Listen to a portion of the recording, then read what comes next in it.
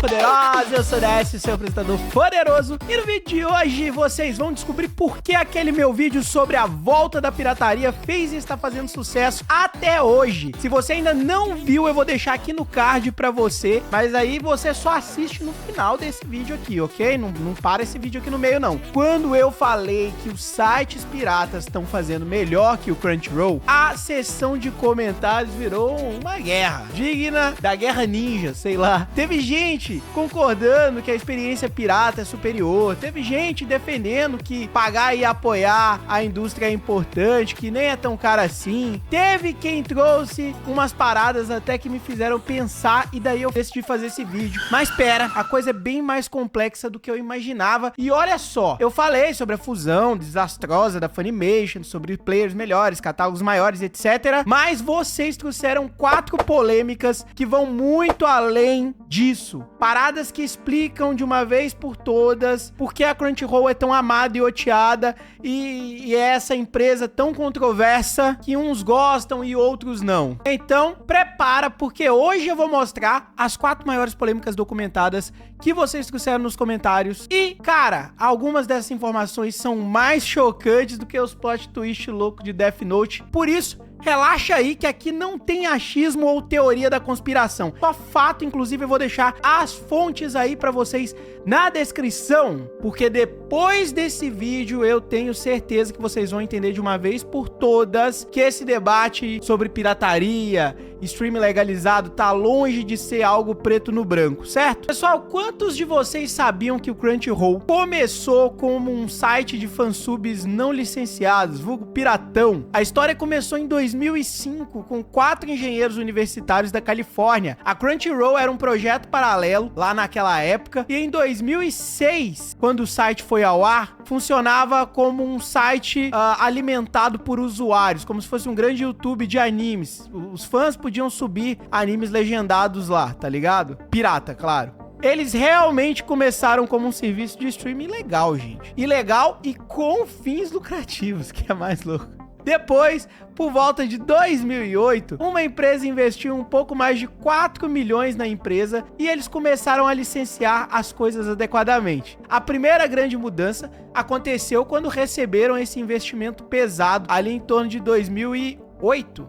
Mas o processo de legalização foi gradual. Não aconteceu da noite pro dia. O primeiro grande acordo oficial só veio para Crunchyroll em 2009 com a TV Tóquio para transmitir o Naruto Shippuden legalmente. Agora imaginem a ironia. A empresa que é hoje a maior defensora dos animes licenciados começou fazendo exatamente o que ela combate hoje, o que ela faz, essas caças bruxas loucas prendendo gente. Mano, é história documentada, não é teoria. E tem mais uma coisa interessante. Grupos de fansub famosos da época, como o da Tebayo Fansubs, chegaram a anunciar apoio a Crunchyroll, sugerindo que o streaming pago legítimo era o futuro, que realmente queriam apoiar a comunidade de legendas de anime. Agora, vamos falar de uma polêmica que realmente mexeu com a comunidade internacional e que tem detalhes que poucos conhecem. Em setembro de 2022, o contrato de McCarley, que é dublador do Mob, né, do protagonista, que é originalmente dublado pelo Shigeo Kagayama, não foi renovado pela Crunchyroll. O McCarley, que é um membro da SAG-AFTRA, que é o sindicato dos dubladores lá dos Estados Unidos, ofereceu-se para poder trabalhar em um contrato não sindical para a terceira temporada, sob a condição de que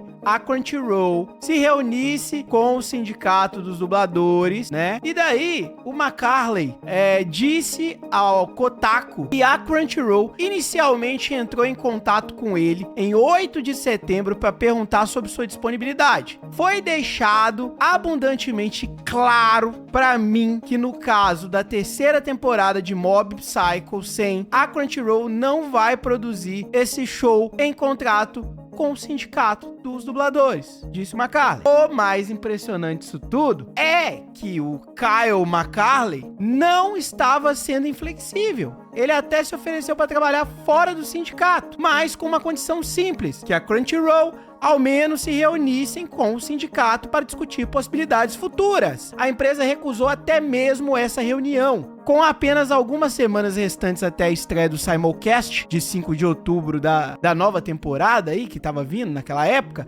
a Crunchyroll anunciou que substituiria o dublador do protagonista, né, o protagonista no caso Mob, e o resultado basicamente foi que a terceira e última temporada de Mob teve um dublador completamente diferente. E daí vocês já podem imaginar o nível de polêmica que rolou. Imaginem assistir a temporada final do seu anime favorito e o protagonista ter uma voz totalmente diferente.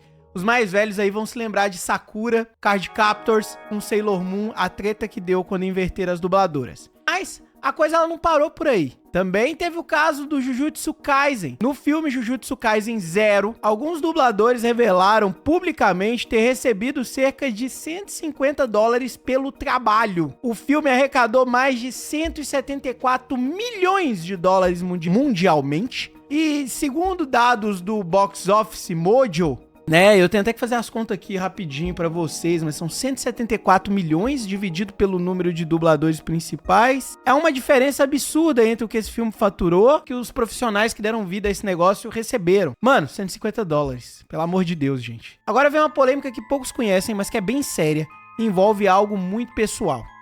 David Wald, dublador conhecido pelos seus trabalhos em Fairy Tail e Attack on Titan, né? Ele, inclusive, se eu não me engano, ele dublou Eren, veio a público em 2023 com uma alegação bem pesada pra cima da Crunchyroll. Segundo ele, cartas e presentes que os fãs enviavam para ele através dos escritórios da Crunchyroll teriam sido abertos e distribuídos internamente sem permissão. A situação é mais complexa do que parece. O Wald, ele relatou que passou 5 anos, isso mesmo, 5 anos, achando que os fãs tinham simplesmente parado de mandar correspondências pra ele. Ele não entendia porque as cartas tinham parado de chegar. Foi só depois que ele descobriu o que supostamente estava acontecendo com as correspondências dos fãs. Segundo suas alegações, funcionários da empresa estavam abrindo e distribuindo entre si os presentes enviados pelos fãs. Imaginem a sensação do cara. 5 anos pensando que os fãs tinham perdido o interesse de mandar cartinha, quando na verdade as cartas e presentes estavam sendo interceptados, gente. É uma violação de confiança muito séria, tanto com o dublador, quanto com os fãs que enviavam as correspondências. Depois que essas acusações vieram à tona, o David Wald anunciou oficialmente rompimento com a empresa. A Crunchyroll, por sua vez, disse que estava investigando o assunto, mas os detalhes dessa investigação nunca foram divulgados publicamente, gente. Agora, aqui temos uma que afeta diretamente cada pessoa que assiste anime pela plataforma. Em 2022, a Crunchyroll enfrentou um processo nos Estados Unidos e a alegação desse processo era que a empresa estaria compartilhando dados de visualização dos usuários com empresas como Meta, que é o Facebook, Google e Adobe, sem consentimento explícito dos assinantes. Mas o que exatamente isso significa? Você deve estar se perguntando, né? Sabe quando vocês assistem um anime na plataforma? Quantas vezes reassistem um episódio? Em que momento param de assistir?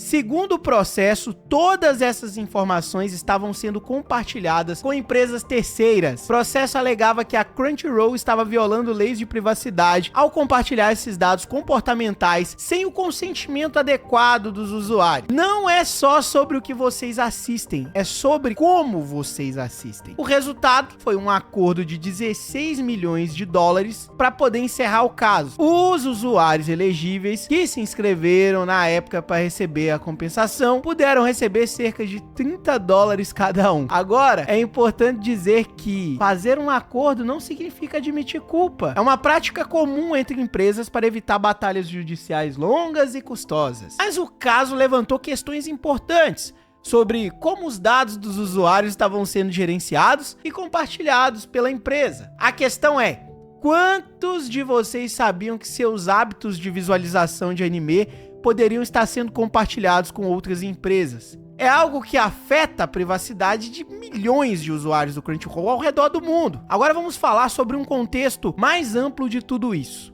A Crunchyroll, gente, hoje é de propriedade da Sony, que adquiriu ela em 2021 1,175 bilhões. E é uma empresa gigantesca, com mais de 5 milhões de assinantes pagantes em todo o mundo. Ela mudou completamente o cenário dos animes no ocidente. Isso é inegável. Mas O que essas polêmicas nos mostram é que, como qualquer outra corporação grande, a Crunchyroll não está isenta de problemas. E o mais importante, essas não são teorias conspiratórias ou boatos de internet. São casos documentados, processos judiciais reais e declarações públicas de profissionais da indústria. O caso do Macaulay, por exemplo, não é só sobre um dublador. É sobre como a indústria de dublagem está estruturada e como os profissionais são tratados. O caso dos dados não é só sobre privacidade, é sobre transparência com os usuários. E tem uma coisa que eu quero deixar bem claro aqui. Essas polêmicas não invalidam o trabalho importante que a Crunchyroll fez e faz. Eles trouxeram centenas de animes para o ocidente, criaram um modelo de negócio que funciona e conectaram milhões de fãs com os animes que eles amam. A questão é, será que essas polêmicas são apenas tropeços inevitáveis de uma empresa em crescimento ou indicam problemas mais profundos na forma como essa empresa opera os seus negócios? E aí, galera, qual dessas polêmicas todas te surpreendeu mais? Eu confesso que quando eu comecei a pesquisar para esse vídeo, eu não esperava encontrar tanta coisa documentada. E olha, eu trouxe fatos, tá? Eu não quero ninguém cancelando ninguém, né? Ninguém achando que eu tô tirando isso da minha cabeça. A Crunchyroll é uma empresa que mudou completamente o cenário de animes no ocidente, e isso é inegável. Mas como toda empresa grande, ela tem seus tropeços documentados pelo povo. E cabe a vocês decidir o que fazer com essas informações. Vocês vão continuar usando a plataforma normalmente? Vocês pararam de usar? O importante é que vocês agora têm informação para poder formar sua própria opinião. E todas as fontes que eu usei estão na descrição do vídeo para vocês conferirem. Me conta aí depois nos comentários que eu quero saber, gente. O que vocês acharam dessas polêmicas? Aproveita para deixar o like se você ainda não deixou, se inscreve nesse canal. Eu vou ficando por aqui. Até a próxima. Tchau, tchau.